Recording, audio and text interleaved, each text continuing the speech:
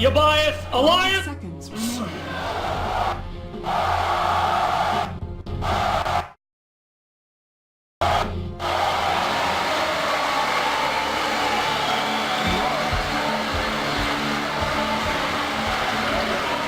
I think we have our response from the crowd. I think it was kind of close. Yeah, that's You about the close? same. Yeah. A little bit, you know. I mean, I saw the gray face for Cloud9's cheer, so you know that counts for some, right? So, yeah.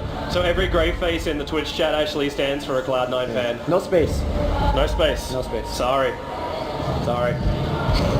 Anyway. So Toby, you were right on about the Envy playing Ember Spirit. Yeah. I haven't seen it in a pro game before, but I guess you said they were practicing it downstairs? Yeah, I don't know if they're just trying to get used to it, or if it was just like, oh, we all just random Ember Spirit, or they just want to get a little bit more familiar with it. I know Cloud9 are very, very serious when it comes to like the way they approach their games, the way they approach their strats kind of thing, so maybe just everyone just get used to the hero. So like, if you're going to support this guy, you know how you're going to do it. It's kind of funny because the two guys who were inside the same game together was actually both Aoi 2000 as well as Sing Sing, and they were like talking and communicating the entire time about the movement around the map.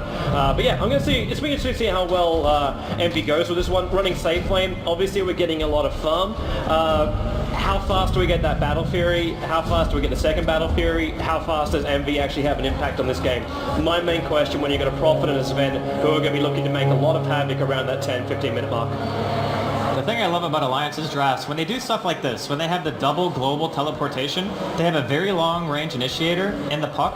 It's just so much mental pressure on the opponents once you reach that stage in the game where everyone has their ultimates, because you can farm a lane and you can just be dead in 2 seconds if they say, okay, yeah, we can jump this, especially once the puck gets its blink, because that's going to be the, okay, I'm coiling, that guarantees a relocate every single time. And that's going to be something that you're always going to have to remember if you're on the side of Cloud9. And there's some tree and blocking going on here in the camp. It's going to be a bit annoying. They might not actually block it completely. Looks like Aoi and Palai are going to be able to get on, so yeah, good on them. Out in time, the camp gets to spawn up, and hey, 2 early kills for the support heroes up there. So, support Tidehunter as well as Jakiro. I wish Admiral Bulldog the best of luck on this lane. The boost first at least allowed him to keep some distance. I'm interested to see how Ember Spirit is actually built from Eternal Envy. Like, do we try and go Sleight of Fist? Do we try and catch just profit out before he's able to walk away with the extra searing chains? Or do you just go, immolation up, fight for the mid game? I think it depends on how he's going to play it. Like, if he's looking to gank more, certain builds benefit from that. Well, that said, though, he is playing the safe lane, so he's going to get a ton of level. Maybe it doesn't matter. Maybe he'll just max everything as he reach, level 12, 13. I think getting the value point in the Sleight of Fist in these types of lanes is really important because it gives you the range to be able to actually searing chains, and they will be able to kill if Bulldog gets out of position ever. Yeah. Like, it's very, very dangerous for him, and Bulldog's probably one of the best, if not the best, Nature's Prophet players, I think, just ever. So he's not going to let himself get caught out too easily here. And if he can just continue to have a safe game and let S4 do his job mid and let the supports and Lota farm bottom, it's going to be all action mid game. I look forward to that one. It's also like you're noticing Cloud9, Bone 7's going to realize that now as he comes back, there's a Sentry Wall blocking up the Ancient Pool for him, and I'm pretty sure this is meant to be like some burst farming coming in for Sing Sing a little bit later on when he gets the high points up in the Acid Spray. But until he gets through this board, the stacking, maybe he just thought he screwed it up before, because there was a Black Dragon that was a little bit loose on the end of it, but he's going to realize as he goes for like a second pull attempt that this is useless now. And he's getting nowhere near the amount of experience that Admiral Bulldog is getting, even though Aoi is trying to zone him out with this liquid fire. And that's really the difference between the two supports, right? Wisp Tree just runs at you, you can't do anything, and he's going to just go back to the jungle. He's not going to be able to really catch up that quickly either. But meanwhile, looks like the Cloud9 support trying their best to deny some of that experience as well by pulling the creeps across. And all this meanwhile, Lota is just farming. Well, both the carries are pretty much farming away, and actually Envy has a bit more CS at the moment. One of the differences between playing against Ember and the last time Alliance ran this draft was the Ember, I believe, was mid instead of farming in the safe lane, which means that the Battle Fury is probably going to be coming out just that much quicker.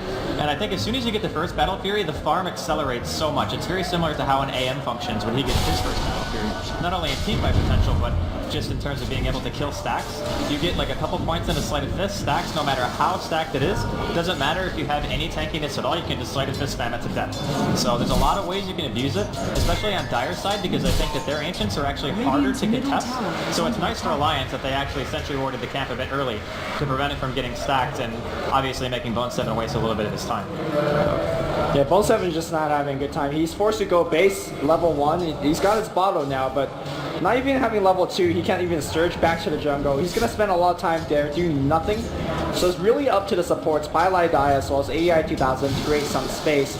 Also, like if you look at heroes like Alchemist and Emperor Spirit, they don't do much till a certain point in the game. So I feel like Alliance has a lot of time to do whatever they want. And again, a trademark of that Treant Protector, if you look at his levels, he's going to be quickly getting up there. I'm actually wondering how Sing Sing's meant to get a kill on this mid lane. Like, Pug phase shift is always going to save him from a concoction. Like, the flight time of that is just so long. And even Tainan said, like, Paladai was looking for the opening. He comes in, he gushes the Pug.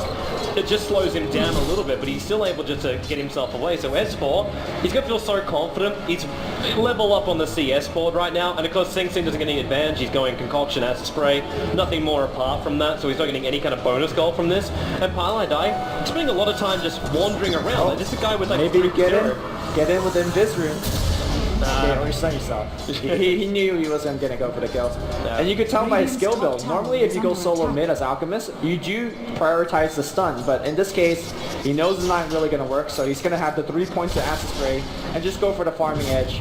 And look, I mean, the CS is pretty even, so... Is this the greatest thing though? Because your Titan is going to take a long time before he's going to get to level 6 now. I know the jungle is getting very cramped because Bone 7 also facing up against the dreaded mud golems, but he's in the jungle taking all that up, so Titan can't even stack this, and he can't have the Ancient stacked up to farm it with the Anchor Smash because of the... Okay, the Sentry Wall is now actually timed out, so we can come down here and stack this, but that's like the first point to go, and you're only level 2 on Titan, so it's only a level 1 Anchor Smash with no Kraken Shell. I think with that said though, Cloud9 really heavily rely on these stacks in these situations because they know that in some way their supports are going to get under-leveled, and all they have to really do... Oh, Bone 7 so low on health right now! That's trouble. That's real trouble. He's been chased down the mud golem. He misses up the hill! Bone 7's going to get himself away to safety, and now Admiral Bulldog, he may not get out of this unscathed. Admiral Bulldog summons some trees, looking for a body block, and Envy, he's actually got steering chase 2 levels into Iron Slice to hold him in. This will be first blood right now. S4 comes in with the Dream Call, looking for some revenge. It's 1-0 right now. Aoi 2000, he's got high strength, trying to get out of this one. Leedsy slowed him down. There's 1-1 on the board. Arcade also running away. EGM trying to help him out. It's another concoction steering chase. All 3 of them together. Concoction flies out from the EGM and S4 together. EGM, now you'll go down. Envy with the double kill. But the jaunt away from Puck will pull him back down towards the middle lane. And 2-1 now on the ball with C9 taking the lead. Great fight for Cloud9. I mean, when you rotate away from the carry lane like that, you expect to get something done. And they've done it in big numbers. That's generally where Alliance is really good at. But unfortunately for them, the first blood attempt did not work. And also, I'll talk about that later. Pylai Dai. Stormbolt, EGM's given the movement speed for it with the war cry. Admiral Bulldog comes down to help. Alliance will level the board up 2-2. I gotta say, Bone 7's really happy about that kill miss. That's all I got. That's all I got, man. That DOTA RNG, but it's still 2-2. And getting the first blood is definitely a big deal if you're Cloud9, but your safe laner actually rotated for that pretty heavily. So, I mean, it's not really behind the CS or anything like that. He actually got 2 of the kills, so it's more than worth it from his perspective. And that puts him just a little bit closer to Battle Fury. By the way, I think this is the first time I've ever seen an Orb of Venom on Emperor, but I like the idea, right? I mean, like, you just chase and hit. Yeah, you just hit him. And in fact, he's got no side of fist, so I think having that extra slow will help out in the long run. Also, a small thing to point out is that when Bone 7 was getting chased in the Radiant jungle, he actually dropped ward trying to block the camp, but is now being rewarded. So they're down a little bit of map vision. Not the biggest point, but looks like we're going to see a little bit of a tier 1 push up top from Cloud9. Well, they're able to do this, so you get 3 points up in liquid fire, costs no mana to do so. So going underneath the tower when you got a catapult, Envy mobs up the creep wave, the new one comes in and tanks it up. And what are you really going to do to stop this? Like, Prophet could come up here to stop this, but he's going to stop his own farm. He doesn't have Wrath of Nature yet, and the tower's already at half-life. So fortification has to be used. But you don't have something like a Rubik with a Fable. Living Armor is the only thing that can stop it. But this is the whole thing, like, can C9 actually finish the job before Alliance come in to stop him? And I think they can. I mean, Glyph is down. Generally, if you want to defend a tower, you glyph it pretty late, but here comes Nature's Prophet and a TP, so never mind. This is a TP from a Puck with his ult on, so it's a fairly dangerous, and they're going to go for a deny. This is actually a big play from Alliance, and they will have it go their way. Well done. I was wondering if they'd actually keep it alive or not, but you see the 2 points up in the leech seed as opposed to living armor for Tree and Protector, so they had no way of really salvaging that. That's kind of what we mentioned during the draft, though, is when a Jakiro gets to your tower, you can't really armor it anyway. Even if it's a level 4 armor, it's going to fade just from like one liquid fire. And especially when it gets to level 4, you can continually apply it. It's only a 4-second cooldown, and it actually lasts longer than 4 seconds. I think it's 5-second duration, 4-second cooldown. So either way, Jakiro definitely nice for continuing to just deal guaranteed damage to buildings like that. But I think that reacting like that, like sending the puck mid, just wasting little bits of time, giving Sing the opportunity to have a pretty easy early game, to be honest. Like both mids have more or less gotten free farm. But I think that S4 actually has to do a bit more for his team than Sing does, because a late game Alchemist is actually insanely tanky. And you're also going to be putting into consideration Ravage is going to be there, the Ember Spirit's going to be there on top of that. I think that Alliance actually might be pressured to do a little bit of movement in this game. Obviously, Admiral Bulldog's going to have something to say about late game carry, but yeah, I agree with you, Andy. I feel like the late game power of Cloud9 is really, really strong, but Alliance is doing a very beautiful job of keep blocking the Ancients. This is like the 3rd or 4th time they try to stack this, and it just ain't happening. But it's not stopping the farm though. Like Time's taking a while to get to level 6, but you actually check out the Darkseer money. He just picked up a minus 9 minutes into the game. I was wondering what he was going to do with the, like he was sitting at 1800 gold for a while there. But Bone7's still putting a lot of money out of that jungle to a point where he's actually beating his profit on net worth. It's a sacrifice to the Tidehunter, sure, but eventually he'll be able to just get himself up to that level 6 and he'll have the Ravage. The Midas is a bit of a risk to me for obvious reasons. Like, you're delaying your mech pretty heavily by going for the Midas first, and you're playing more of the we're going to wait it out game. You're assuming Alliance aren't really going to prioritize pushing towers for at least some time. You want the Sven to get maybe one completed item, and S4 to get a little bit of government. And top lane, there's a pretty big dive going on. Envy, I believe, has a remnant out. He will go What? He think he was going to die? Either way, he pulled out. They're trying to engage across 3 different points is of the he map. rushing as Scotty? No. Really? I mean, he's got the point booster, and he's got the... I saw the Orb of Venom and I was like, okay, that's actually pretty cool, right? Because you can Orb of Venom everybody with a Sleight of Fist, but he doesn't actually have Sleight of Fist. And he's got a point booster. But if you think about this, Ember has one of the crappiest stat gains of any hero. So it's a value item in the sense that you'll be able to live maybe through a stun or two, which I think is valuable to have against Alliance's lineup. But does he finish? I'm not sure. I think he's going to, man. Like, again though, eavesdropping and looking at what they were doing, but Sing Sing was actually practicing around with his Skadi build. I didn't see it coming out from Envy. He actually went a little bit more standard as far as his build went, but yeah, man, I think he's going to finish that. Middle lane. Yeah, the Dream Coil's going to go. Sing Sing, no Chemical Rage, and in comes Ben. Chemical Rage will not protect you from this. How is he been hoping to get himself like some kind of like ice path to give some space for the Alchemist? But it's just too little too late. So gank will work, and they go back to farming up the bottom lane. So just going back to the Scotty for a second, if you look at the skill build that Envy's actually doing, it makes a lot of sense because bottom lane can have to hold that thought. They want to try to dive here on the Pylon die. That's only a level 4 Tidehunter. They kill him immediately. Envy though, he's looking for some revenge. He's back EGM into the corner with a Searing Chain. He can't tether around for 2 more seconds, so he's forced to stay there. Ends up being a 2-for-1 trade over the course of the last 30 seconds, but it's in favor of Alliance again. Yeah, here's the thing though. Whenever like Loda goes to ganking, he gets to go back to the lane and keep on farming. And Envy's the one that's buying TPs and going from places to places. So yeah, small leads here and there, and that's why Alliance is one of those teams that just does better than most other teams because they take advantage of these small leads. I think this mobility is too good, man. Yeah. Like, how do you deal with a hero being able to just come back to a fight or be relocated in or be anywhere on the map at any given point? Like, Dota is such a game of efficiency nowadays in terms of how much farm you can get during an allotted time. Envy might be in a little bit of trouble. They got the Invis rune there, but it's going to be rather obvious when you see the tethered unit coming in with the spirits, but Envy backs himself up anyway.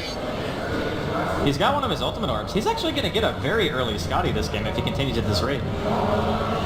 Depends if he can keep these kills coming in, because it still is Envy going 3-0 as far as the kill count goes. So he's got a nice injection of money, but he's still behind the Sven. Like, Sven's now going in for what appears to be, like, he started Mask of Madness, then he's going into BKB, so Loda is currently, like, between 2 different completed items at the moment. I think he got the Value Ogre Club, and he's going back for the Mask of Madness. Which, I mean, it's a much better farming item, so... Yeah, it is, definitely. Well, they got to keep going on the lanes though. Pylai die. He's finally got himself some space on the lane. Top lane, Tidehunter trying to approach level 6, but you're seeing how defensive he's being. He's so worried that someone's just going to come up because there's so many heroes missing. And also, speaking of Alliance doing this, like, no Tidehunter did this, and they plagued DreamHack back when Envy was actually part of the team now known as Alliance. But I mean, a quad ancient stack, it's a lot of money coming in for Loda, and he's now going to Mental Hammer onto the BKB. Just a small difference of your supports warding their jungle, their ancients, and their supports not doing it to yours. Yeah, it's happened again too. It's a huge deal. Now Loda, stun's going to go on thing. He dodged it. He dodged it with the chemical rage.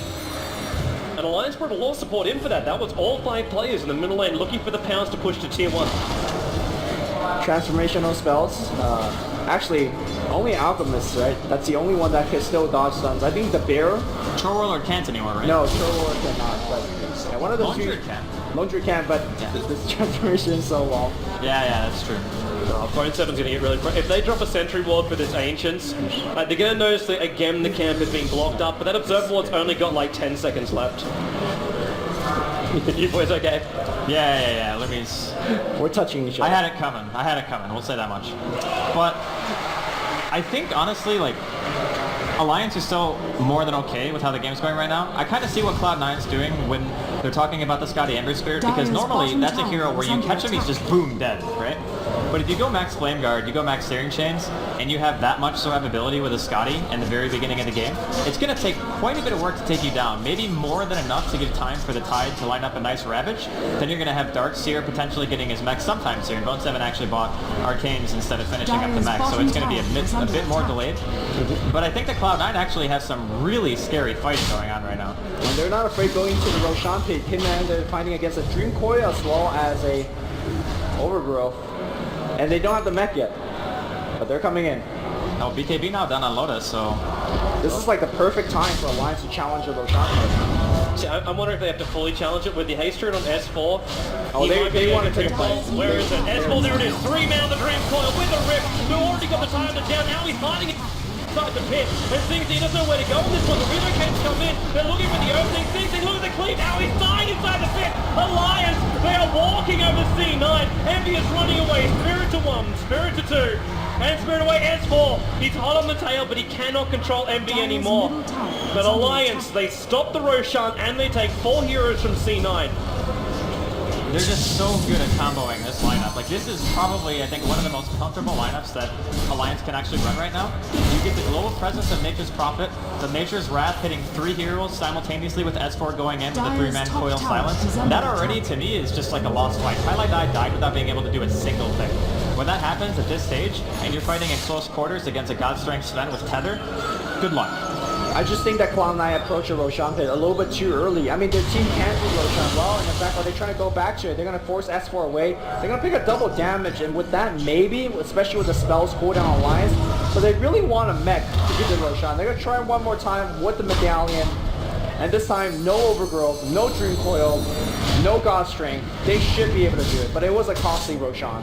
I do want to say that they're coming in, man. Hold your thoughts, they're coming in. They smoke with S4 as well as Arcade. Overgrowth is back on. Dream Coil's coming back in a couple seconds. It could be another massacre. Here they go, Coil. It's gonna hit him. Ravage will come through. They'll go for Pylite Die, and they will get everybody Overgrowth on top of. Oh, Agate barely alive. Bone 7 goes to work. It's not good. It's not good. The spells are all here. 4 for 2. And Bone 7, it's just going to be going out. But Kima's Roshan is so low. This is so bad for Cloud9 right now. Clutch of Bone 7. He doesn't have back, though. He can't do anything about this. They've got the Aegis. Envy comes back in again. He's going to try and fight this one. They turn to try and fight. ETF keeping the 10. The double stun with the Stormbolt. Bone 7's gone. Envy's gone. A double kill for the Bulldog. 14 to 5. The Aegis is held. 17-17 here, and Alliance has just taken 2 perfect team fights and a Roshan. I think Bone 7 is severely regretting his Midas choice right now. Like, if he had mech for either of those engagements, I think the fights would have been totally different, because Pylite Die would have been able to Ravage the first time. I mean, sure, he Ravaged the second time, but the heroes are already so low that they just died to Wisp Spirits. Well, here comes the stun. Nice dodge again. Sing's pretty good with this, and here comes the EGM. He can tether away, and in fact, he will. It goes... Oh, the sun's gonna come through. Not gonna do too much. It's not just so much about the Midas choice. It's the fact that they went to Roshan with Midas. Just why not wait and finish your mech? And because of it now they're feeding Alliance. The Blink Dagger's up for Admiral Bulldog, so again he starts his Dream Engine 2014 build. Maelstrom into Blink Dagger. And Envy, like this quick Skadi we were talking about, it's completely stopped now. It's not so quick anymore, man. If he got that though, if he had it during the fight, but he came back in again. Like that was even more critical. It was a buyback into a death for Eternal Envy. He lost so much money then. Yeah, Envy's very accustomed with doing that. He'll come back. Yeah, but if you can capitalize with the kills, great. But when you go back in there and you get a Darkseer who also can't assist you to get some kills, and you both go down again, that's the kind of stuff which just starts to hurt you after a while. Like, he can get back to the farming because he went for Skadi, there's no Battle Fury. So there's no quick farming either. I just feel as though when you have these types of advantages this early with Alliance's lineup, it's very, very hard to lose your positioning, especially since they have this lead with only having killed 2 towers. I mean, they're going to get a third or a second tower right now. They have 1 tower, are going to kill 2, but without even having all the tier 1s dead, to have that much of a lead, like over 7,500 gold and over 10,000, almost 12,000 experience in their favor at 19 minutes against a Furion team and a tree when you've only been able to deal damage to 1 tower outside of the offlane tower. I don't know, man. It's looking pretty grim for game 1. They're going again on bottom lane. Just Eternal Envy harassing Arcade down. Like this Tree of Protector, he was basically standing alone this bottom lane up against an Ember Spirit with no fear whatsoever. And C9, they've realized something's wrong. They have to smoke themselves up. Got Aoi, Pardai, and Envy together, and they're going to try and group up. Pwn 7's in the neighborhood as well. They've got to try and find an opening. They need a kill to find some kind of opening here and a path back into like control of this game. Like being like 12,000 experience behind, 10,000 gold behind, you get that kind of disadvantage, you need to basically drive a wedge into this Alliance team somewhere. And maybe they're going to find it. Envy, he's going to see the tool from top lane. Loaded EGM, zero chains on both. And now Pardai commits the Ravage as well. EGM, the properly found until they try and turn it with a clear from Loda. The God has arrived. The strength with it. Envy one hit. Couldn't get in range for it. He's going to keep going on the run. But Earthquake still there. There's no bubble fly. Envy, the dream call for the mini stun to help set up for it. They take 2 for 1 on the top lane. That was meant to be C9's wedge, but Alliance just basically shoved it back in their face. They got so close, preventing that BKB activation. The chain stun was there, but they needed like one more spell, like a vacuum or something like that. And that's when you say, man, I wish I have the Wisp, I wish I have the Prophet, that gives me some global presence. They didn't, and the fight turned really, really big time. I don't know, I think like engaging into a spend like that with an Aegis and BKB is pretty optimistic. Just to begin with, BKB is on that high bottom lane as well. Yeah, the Acid Spray's trying to give him some space and Sing Sing, like that concoction of his. It's been a long time since I've actually seen him connect on a hero with it. It's really hard actually against Puck, and there's actually vision cancellation as well if you sprout somebody. So it can be pretty annoying to try to land that spell against these types of heroes. And to be honest, you don't really want to throw a concoction at Sven either. Look at that courier, it's just full of big, big items. That's all Sven's. That's a full Daedalus for him. 21 minutes in. And I'm also going to point out too the fact that Puck at 3k gold just picked up an Ultimate Orb. The side device isn't going to be too far away either. All the control Alliance is searching for is there. It's going to be so incredibly difficult to play against what Alliance has got from behind, that unless Cloud9 play like the most perfect Dota for the next 20 to 30 minutes, they're not going to win this game. Man, the perfect Dota. Look at even the Rider build. Sing Sing's trying to go in for Heaven's Halberd right now. Unless you're going to turn this into an SMY after he realizes that side device is there for the Puck. Because once that's up, like evasion goes out the window. He can't actually stop those then because the BKB is going to stop the Heaven's Halberd anyway. I'm trying to find a silver lining here, boys. Help me out. I am also doing my best, but it's hard because even in a situation where Cloud9 win a fight, okay, they're winning a fight to get map stability back, and they're winning a fight to make sure that Alliance aren't just going to push all their towers down that are currently remaining. But they don't want to give up. I mean, this is the finals, right? Even in the game 1, when it's looking this grim, you want to continue to just chuck it out. So it's one of these things where calling GG 20 minutes into the game is more detrimental going into game number 2 than probably anything else that could happen. I suppose if you get like a 5-man cleave to kill everyone, that could be a little bit more detrimental. Maybe. That's quite possible. But I'm loving this the smoke gang. The 3 Blink heroes, they're the ones searching for the opening. Now, there's a lot of support here, but the Observer was. This is the vision again. Dropping down with the smoke, giving him position. They take out the bottom tower. They shout Sing Sing. This time he doesn't dodge it, got straight 1, 2, swings, can't actually get the kill on Loda. He didn't want the DP Envy, he's searching for the whiff pickup, cannot claim it, but it does like it's the kill. Sing, now goes the stun, look at Tether, he's trying to pull him back, the backback hitting against C9, finally getting advanced, even though they have one. Now he can't even get a kill. Loda is just running himself away from this fight, and they can't get anyone. Ember Spirit, he's jumping forward and back, cannot make the distance up there. Was attempting something else, but they just drag him back out. Relocate for EGM and Loda. They'll come back out of full health, ready to fight in the mid lane again. I think as bad as it is looking for Cloud9 right now, the fights are going to get better as the BKB charge will dwindle down. That's where your Heaven's Halberd gets more effective. That's where Tie Hunter gets more effective. And let's not forget that Cloud9 still has one of the best Wombo combo lineup.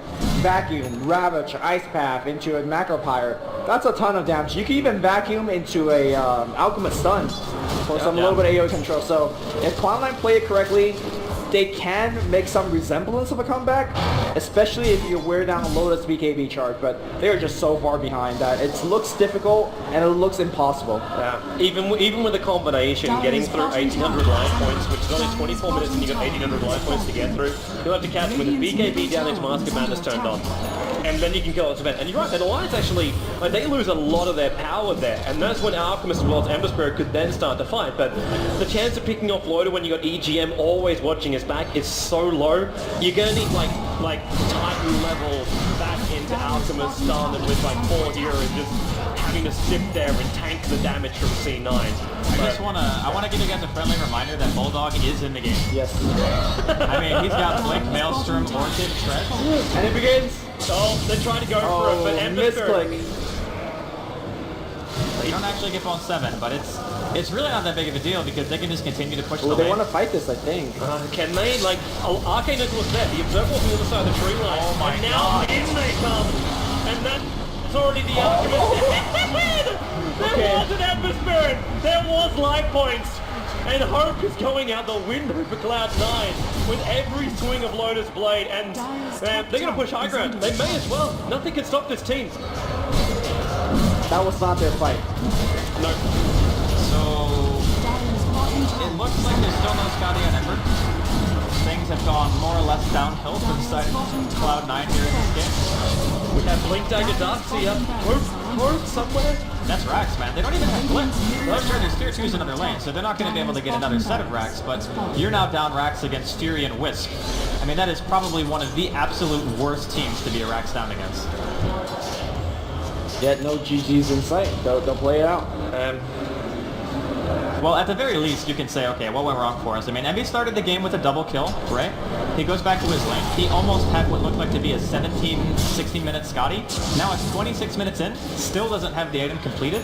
But I think Lumi brought up a really good point earlier when he mentioned the fact that it wasn't necessarily about the Midas, but it was about the fact that they decided to take Roshan when they didn't even have it back. Yeah. Because honestly, that first time when Pylai died before Ravage, that is already like a game-changing fight. If he Ravages there, maybe they're able to turn it around with a big combo using the Darkseer and the Jakiro, but it just never happened. And then that happened again right after that. Yeah. So at this point, if Cloud9 loses one more fight, they're going to just GG out. Because to me, this smells like a desperation smoke. If you don't win this cleanup, like 5-0 or like 4-1 or something like that, it's game over. And they're going for it. Yeah. 5-man smoke, find the opening. And if they can find Alliance here, they are going to come in from a position of power to the high ground. At the same time, Alliance smoke up. Now, they find Arcane, he frees on the ball, and in they come. The Ravage will go, and forfeit comes to 1, 2, 3, wipe them off. How he's going to be chicken up. But GG!